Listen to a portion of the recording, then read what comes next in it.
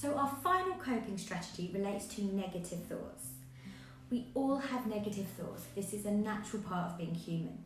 It is simply not possible to feel and think positive things all the time. However, sometimes the more negative thoughts we have, the more this can consume us and overwhelm us. Negative thoughts can often cause other negative thoughts to develop and to grow. And the more this happens, the more this can affect our mental health, not only in the short term, but in the long term too.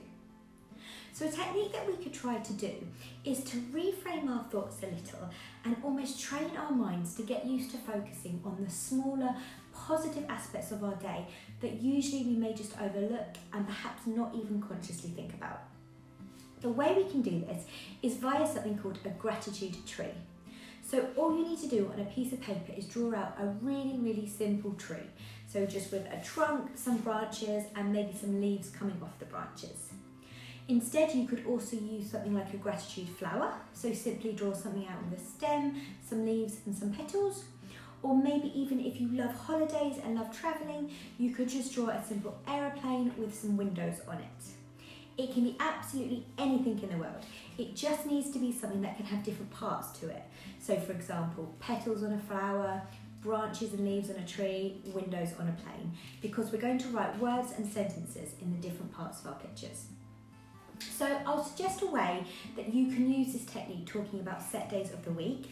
However, you don't have to follow that. You can use this at any point in your day or in your week. So if we begin on a Sunday, start off by drawing out your picture. So if you're like me and not very artistic, it can be very quick and very simple. But if you love art and love creating, you can spend more time on it, and that's just an added bonus of this technique, having that task to focus on once a week.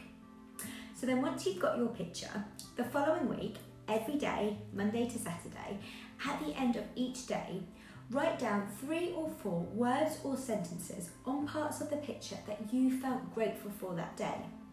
So we're really trying to encourage our minds to focus on things that we would usually just forget about and move on from.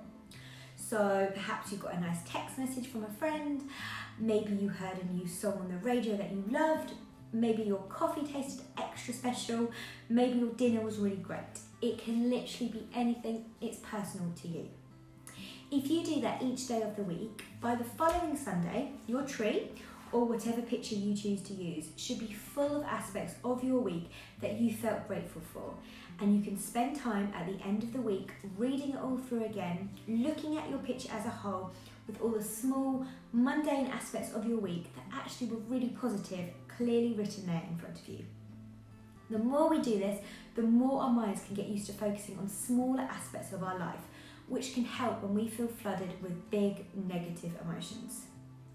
If you've had a really difficult day, ending your day focusing on this can sometimes really help.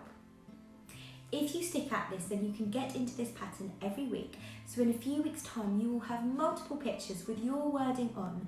So at times, if your mental health is feeling really low, you can get them all out, reread them all again, knowing it was you who wrote them, and hopefully that might lighten your mood a little bit. If you like this idea, but pictures and writing is not really for you, then perhaps think of something that you do every day and get into the habit of every time you do that task, reciting in your head all the smaller, minor things that made you feel grateful for that day. So perhaps you could do this when brushing your teeth in the evening. You can be thinking for those few minutes in your head every night before bed. Or maybe first thing in the morning, if you're waiting for the kettle to boil, get used to spending that time reminiscing of all the positives from the day before and keep listing them if you can until the kettle has boiled. The more we do something at the same time every day, the more our minds and bodies can get used to it, and the more it can develop into a pattern that can actually really help our mental health long term. Another idea similar to this, if you're sitting in front of a computer and a keyboard all day, maybe you're feeling a bit fed up or frustrated and you can't really leave your desk, is to go through all the letters on the keyboard one at a time and in your head say something positive or grateful in your life beginning with each letter. So this could be the name of a person or a place that you love. It can be anything that you like. So this one can be a bit harder and some letters are definitely pretty tricky, but this can really help our minds to zone in, make that time to focus, thinking hard about the good rather than the negativity that we may feel surrounds us at times.